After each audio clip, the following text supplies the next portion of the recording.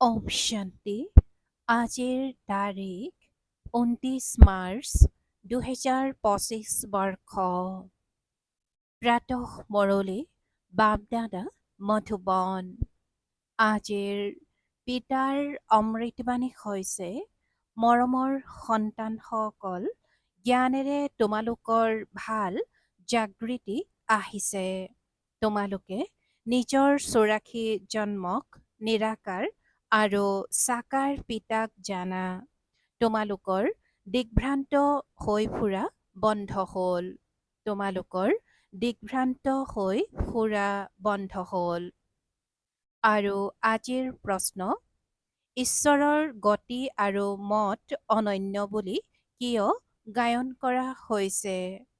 পিতাই উত্তৰত কৈছে, কাৰণ তেওঁ এনেকুৱা মত দিয়ে যাৰ দ্বাৰা তোমালোক ব্ৰাহ্মণ সকলোতকৈ অনন্য হৈ যোৱা। তোমালোক সকলোৰে এক মত হৈ যায়।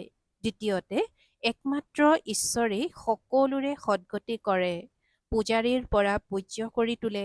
সেইকাৰণে তেওঁৰ গতি আৰু মত অনন্য, যাক তোমালোক সন্তানসকলৰ বাহিৰে আন কোনেও বুজিব নোৱাৰে। ওম শান্তি। তোমালোক সন্তানসকলে জানা, সন্তানসকলৰ যদি স্বাস্থ্য ভাল নহয়, তেতিয়া পিতাই ক'ব লাগিলে ইয়াতেই শুই যোৱা, ইয়াত কোনো আপত্তি নাই। কিয়নো কল্পৰ পাছত লগ পোৱা অতি মৰমৰ সন্তান হোৱা, অৰ্থাৎ 5000 বছৰৰ পাছত পুনৰ আহি লগ পাইছা। কাক লগ পাইছা? বেশদৰ পিতাক।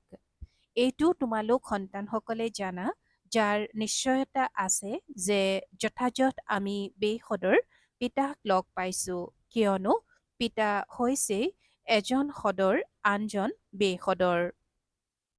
দুখত সকলোৱে বেশদৰ পিতাক স্মৰণ কৰে। সত্যযুগত এজন লৌকিক পিতাকে স্মৰণ কৰে, কাৰণ সেয়া হয় সুখধাম। লৌকিক পিতা সেইজনকেই কোৱা হয় যিয়ে এইখন লোকত জন্ম দিয়ে। পাৰলৌকিক পিতাটো এবাৰেই আহি তোমালোকক নিজৰ কৰি লয়। তোমালোক পিতাৰ সৈতে অমৰ লোকতে থাকা, যাক পৰলোক, পৰমধাম বুলি কোৱা হয়। সেইখন হ'ল একেবাৰে সিপাৰৰ ধাম। স্বৰ্গক একেবাৰে সিপাৰৰ বুলি নকয়। স্বৰ্গ নৰক ইয়াতেই হয়। নতুন সৃষ্টিক স্বৰ্গ আৰু পুৰণি সৃষ্টিক নৰক বুলি কোৱা হয়। এতিয়া হ'ল পতিত সৃষ্টি। আহ্বানো জনাই, হে পতিত পাৱন আহক।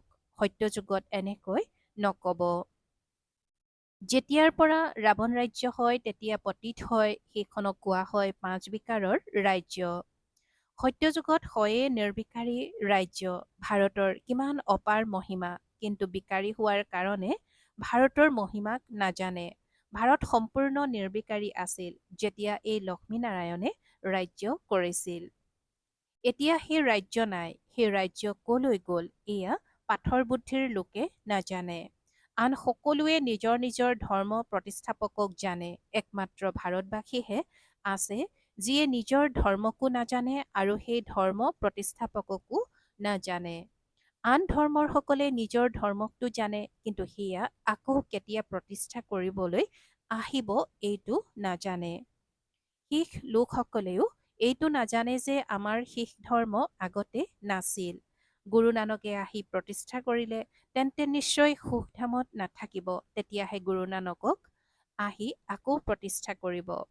কিয়নো বিশ্বৰ ইতিহাস ভূগোল পুনৰাবৃত্তি হয়। খ্ৰীষ্টিয়ান ধৰ্মও নাছিল, আকৌ প্ৰতিষ্ঠা হ'ল। প্ৰথমে নতুন সৃষ্টি আছিল, এক ধৰ্ম আছিল। মাত্ৰ তোমালোক ভাৰতবাসীহে আছিলা। এক ধৰ্ম আছিল, আকৌ তোমালোকৰ 84 জন্ম লৈ লৈ এইটো পাহৰি গলা যে আমিয়েই দেৱতা আছিলো। আকৌ আমিয়েই 84 জন্ম লওঁ। সেইবাবে পিতাই কয়, তোমালোকে নিজৰ জন্মক নাজানা, মই শুনাও। আধাকল্প ৰামৰাজ্য আছিল, আকৌ ৰাৱণ ৰাজ্য হ'ল। প্ৰথমে হৈছে সূৰ্যবংশী বংশাৱলী, আকৌ চন্দ্ৰবংশী বংশাৱলী ৰামৰাজ্য। সূৰ্যবংশীৰ লক্ষ্মীনাৰায়ণৰ বংশৰ ৰাজ্য আছিল। যিসকল লক্ষ্মীনাৰায়ণৰ বংশৰ আছিল, সেইসকলে 84 জন্ম লৈ জন্ম লৈ এতিয়া ৰাৱণৰ বংশৰ হ'ল। আগতে পুণ্য আত্মাৰ বংশৰ আছিল আৰু এতিয়া পাপ আত্মাৰ বংশৰ হ'ল। 84ত জন্ম লৈছে, তেওঁলোকেতো 84 লাখ বুলি কৈ দিয়ে। এতিয়া 84 লাখৰ বিচাৰ কোনে কৰিব? সেইকাৰণে কাৰো বিচাৰ নচলে। এতিয়া তোমালোকক পিতাই বুজাইছে, তোমালোক পিতাৰ আগত বহি আছা। নিৰাকাৰ পিতা আৰু সাকাৰ পিতা দুয়োজনেই ভাৰতত প্ৰসিদ্ধ। গায়নো কৰে, কিন্তু পিতাক নাজানে। অজ্ঞান নিদ্ৰাত শুই আছে। জ্ঞানেৰে জাগৃতি আহে। পোহৰত মনুষ্যই কেতিয়াও খুন্দা নাখায়, আন্ধাৰত খুন্দা খায়, অন্ধকাৰত খুন্দা খাই থাকে। ভাৰতবাসী পূজ্য আছিল আৰু এতিয়া পূজাৰী। লক্ষ্মী নাৰায়ণ পূজ্য নাছিল জানো? এওঁলোকে কাক পূজা কৰিব? নিজৰ চিত্ৰ তৈয়াৰ কৰি নিজৰ পূজাটো নকৰিব? এইটো হ'ব নোৱাৰে। তোমালোক সন্তানসকলে জানা, আমিয়েই পূজ্য, আকৌ আমিয়েই কেনেকৈ পূজাৰী হওঁ, এই কথাবোৰ আন কোনেও বুজিব নোৱাৰে। পিতাইহে বুজায়, সেইকাৰণে কোৱা হয়, হে ঈশ্বৰ।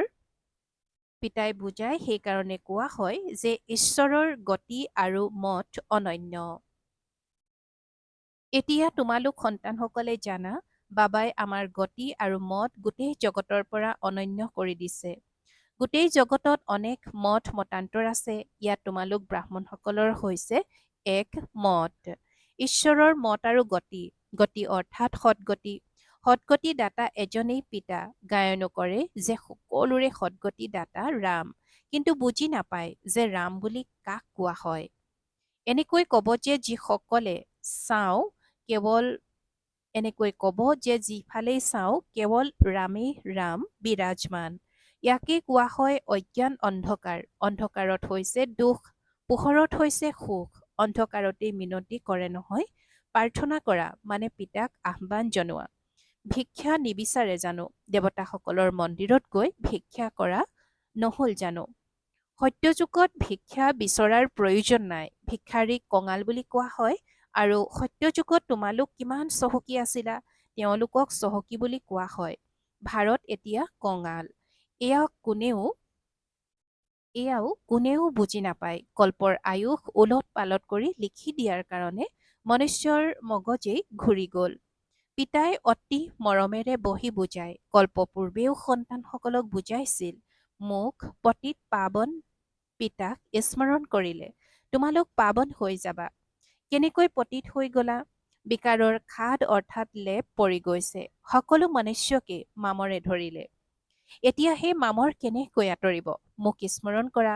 দেহ অভিমান এৰি আত্ম অভিমানী হোৱা। নিজক আত্মা বুলি বুজা। প্ৰথমে তোমালোক আত্মা, তাৰ পাছত শৰীৰ ধাৰণ কৰা। আত্মাটো অমৰ, শৰীৰ মৃত্যু হয়। আত্মাটো অমৰ আৰু শৰীৰৰ মৃত্যু হয়। সত্যযুগক কোৱা হয় অমৰ লোক, কলিযুগক কোৱা হয় মৃত্যুলোক। জগতত এইটো কোনেও নাজানে যে অমৰ লোক আছিল, আকৌ মৃত্যুলোক কেনেকৈ হ'ল। অমৰ লোক অৰ্থাৎ অকাল মৃত্যু নহয়, তাত আয়ুসো দীঘলীয়া হয়। সেইখন হয়ে পবিত্ৰ সৃষ্টি। তোমালোক হৈছা ৰাজ ঋষি। ঋষি পবিত্ৰক কোৱা হয়। ঋষি পবিত্ৰক কোৱা হয়। তোমালোকক পবিত্ৰ কোনে কৰি তুলিলে? তেওঁলোকক শংকৰাচাৰ্যই ঋষি কৰি তোলে আৰু তোমালোকক শিৱাচাৰ্যই পবিত্ৰ কৰি আছে। এওঁ একো পঢ়ি অহা নাই। এওঁৰ দ্বাৰা তোমালোকক শিৱ বাবা আহি পঢ়ায়। শংকৰাচাৰ্যইতো গৰ্ভৰ পৰা জন্ম ললে আৰু ওপৰৰ পৰা অৱতৰিত হোৱা নাই। পিতাটো তেওঁৰ শৰীৰত প্ৰৱেশ কৰে, আহে আৰু যায়, মালিক হয়। যাৰ শৰীৰতে বিচাৰে তেওঁৰ শৰীৰতে আহি যাব পাৰে। পিতাই বুজাইছে, কাৰোবাৰ কল্যাণৰ কাৰণে মই প্ৰৱেশ কৰি লওঁ। পতিত শৰীৰতে আহো নহয়, বহুতৰে কল্যাণ কৰোঁ। সন্তানসকলক বুজোৱা হৈছে মায়া কম নহয়। কেতিয়াবা কেতিয়াবা ধ্যানত মায়া প্ৰৱেশ কৰি ওলট পালট কথা শুনাই থাকে। সেয়েহে সন্তানসকলক বহুত সাৱধান হ'ব লাগে। পিতাই কৈছে যে কেতিয়াবা কেতিয়াবা ধ্যানত মায়া প্ৰৱেশ কৰি ওলট পালট কথা শুনাই থাকে। সেয়েহে সন্তানসকল বহুত সাৱধান হ'ব লাগে। কাৰোবাৰ তাত যেতিয়া মায়াই প্ৰৱেশ কৰি লয়, তেতিয়া কয় মই শিৱ অমুক হওঁ। মায়া বৰ ছয়তান। বিচাৰ বুদ্ধি সম্পন্ন সন্তানসকলে ভালদৰে বুজি পাব যে এয়া কাৰ প্ৰৱেশ হৈছে। তেওঁৰ বাবে এইটোৱেই শৰীৰ নিশ্চিত হৈ আছে নহয়, তেনেস্থলত অন্যৰ কথা আমি শুনিবই বা কিয় লাগে? যদি শুনা তেন্তে বাবাক সোধা, এইটো কথা সঁচা নে মিছা? পিতাই তৎক্ষণাৎ বুজাই দিব। বহুত ব্ৰাহ্মণীয়েও বহুত ব্ৰাহ্মণেও এই কথাবোৰ বুজিব নোৱাৰে যে এয়া কি হয়। কাৰোবাৰ মাজততো এনেকৈ প্ৰৱেশ কৰি লয় যে চৰো মাৰি দিয়ে, গালিও দিবলৈ ধৰে। এতিয়া পিতাই জানো গালি দিব? এই কথাবোৰ কোনো কোনো সন্তানে বুজিব নোৱাৰে। অতি উত্তম সন্তানসকলেও কোনো কোনো ক্ষেত্ৰত পাহৰি যায়। সকলো কথা সুধিব লাগে, কিয়নো বহুতৰে মাজত মায়াই প্ৰৱেশ কৰি লয়। তেতিয়া ধ্যানত গৈ কি কি কৈ থাকে, এই ক্ষেত্ৰতো বহুত সাৱধান হ'ব লাগে। পিতাক পুৰা খবৰ জনাব লাগে। অমুকৰ শৰীৰত মম্মা আহে, অমুকৰ শৰীৰত বাবা আহে, এই সকলো কথা এৰি দিয়া। পিতাৰ এটাই আদেশ যে মাহ মেকম অৰ্থাৎ কেৱল মোক স্মৰণ কৰা। পিতাক আৰু সৃষ্টিচক্ৰক স্মৰণ কৰা। ৰচয়িতা আৰু ৰচনাৰ বিষয়ে মন্থন কৰোতাসকলৰ চেহেৰা সদায় সৰ্ষিত হৈ থাকিব। বহুত আছে যিয়েই মন্থন কৰিব নোৱাৰে। কৰ্মবন্ধন বহুত। বিবেকে কয় বিবেকে কয় যিহেতু বেহদৰ পিতাক পাইছো, তেওঁ কয় মোক স্মৰণ কৰা, তেন্তে কিয়নো মই স্মৰণ নকৰোঁ। কিবা হ'লে পিতাক সোধা, পিতাই বুজাব কৰ্মভোগটো এতিয়াও বাকী আছে নহয়। কৰ্মাতীত অৱস্থা হৈ গ'লে তেতিয়া তোমালোক সদায় সৰ্ষিত হৈ থাকিবা। তেতিয়ালৈ কিবা নহয় কিবা হৈ থাকিব। এইটো জানা যে চিকাৰৰ মৃত্যু। চিকাৰৰ বাবে দুখ, কিন্তু চিকাৰীৰ বাবে সুখৰ কথা, বিনাশ হ'ব। তোমালোক ফৰিস্তা হৈ যোৱা। বাকী কেইটিমান দিন এইখন সৃষ্টিত আছা, তাৰ পাছত তোমালোক সন্তানসকলৰ এই স্থূল লোক ভাল নালাগিব। সূক্ষ্ম লোক আৰু মূল লোকহে ভাল লাগিব। সূক্ষ্ম লোকবাসীসকলক ফৰিস্তা বুলি কোৱা হয়। সেয়া বহুত কম সময় বাবে হোৱা ইয়াক বহুত কম সময়ৰ বাবে হোৱা, যেতিয়া তোমালোকে কৰ্মাতীত অৱস্থা পোৱা। সূক্ষ্ম লোকত হাড় মঙহ নাথাকে। হাড় মঙহ নাথাকিলে বাকী কি থাকিল? কেৱল সূক্ষ্ম শৰীৰ থাকে। এনেকুৱা নহয় যে নিৰাকাৰ হৈ যায়। নহয়, সূক্ষ্ম আকাৰ থাকে। তাত আকাৰ ইংগিতৰ ভাষা চলে। আত্মা আৱাজৰ সিপাৰে থাকে। তাক কোৱা হয় সূক্ষ্ম লোক। সূক্ষ্ম আৱাজ থাকে। ইয়াত হৈছে বাণীযুক্ত, তাৰ পাছত ছায়া ছবি, তাৰ পাছত শান্তি। ইয়াত হৈছে বাণীযুক্ত, এই ড্ৰামাৰ পূৰ্ব নিৰ্ধাৰিত ভূমিকা, তাত হৈছে শান্তি, সেয়া হৈছে অবাক আৰু এয়া হৈছে সবাক। এই তিনিও লোককো স্মৰণ কৰোঁতা অতি কম সংখ্যকহে থাকিব। পিতাই বুজায় সন্তানসকল শাস্তিৰ পৰা ৰক্ষা পাবৰ কাৰণে অতি কমেও 8 ঘণ্টা কৰ্মযোগী হৈ কৰ্ম কৰা। 8 ঘণ্টা আৰাম কৰা আৰু 8 ঘণ্টা পিতাক স্মৰণ কৰা। এইটো অভ্যাসৰ দ্বাৰা তোমালোক পাৱন হৈ যাবা। নিদ্ৰা কৰা, সেয়া কোনো পিতাৰ স্মৃতিত থকা নহয়। এনেকৈও কোনেও নুবুজিবা যে মইতো বাবাৰ সন্তান হয়, আকৌ কি স্মৰণ কৰিম? নহয়, পিতাইতো কয় মোক তাত অৰ্থাৎ পৰমধামত স্মৰণ কৰা। নিজক আত্মা বুলি বুজি মোক স্মৰণ কৰা। যেতিয়ালৈকে তোমালোক যোগবলৰ দ্বাৰা পবিত্ৰ নোহোৱা, তেতিয়ালৈকে ঘৰলৈও তোমালোক যাব নোৱাৰিবা।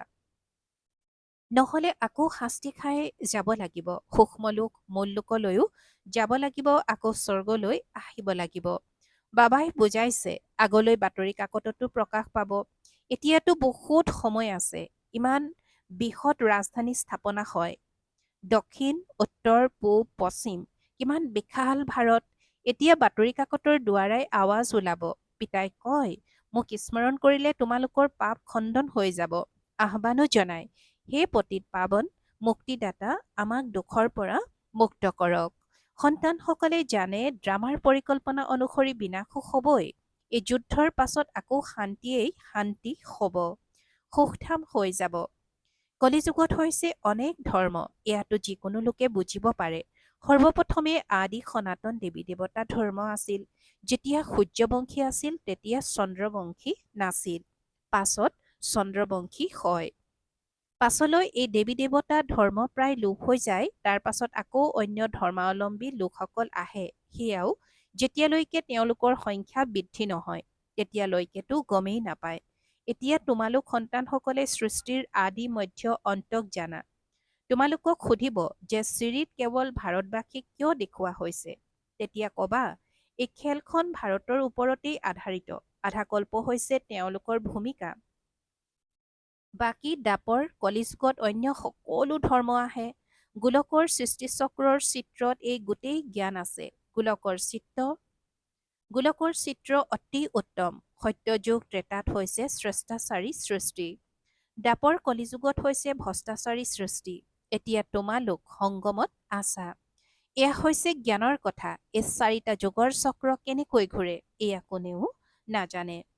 সত্যযুগত এই লক্ষ্মীনাৰায়ণৰ ৰাজ্য হয়। এওঁলোকেও এইটো জানে যে সত্যযুগৰ পাছত ত্ৰেতাযুগ আহিব। ত্ৰেতাৰ পাছত পুনৰ দ্বাপৰ কলিযুগ আহিব। ইয়াতো মনুষ্যই একোৱেই নাজানে। যদি কয় পিতাই কৈছে যে যদিও কয় কিন্তু চক্ৰ কেনেকৈ ঘূৰে এয়া কোনেও নাজানে। সেইকাৰণে বাবাই বুজাইছে গীতাৰ ওপৰত গোটেই জোৰ দিয়া।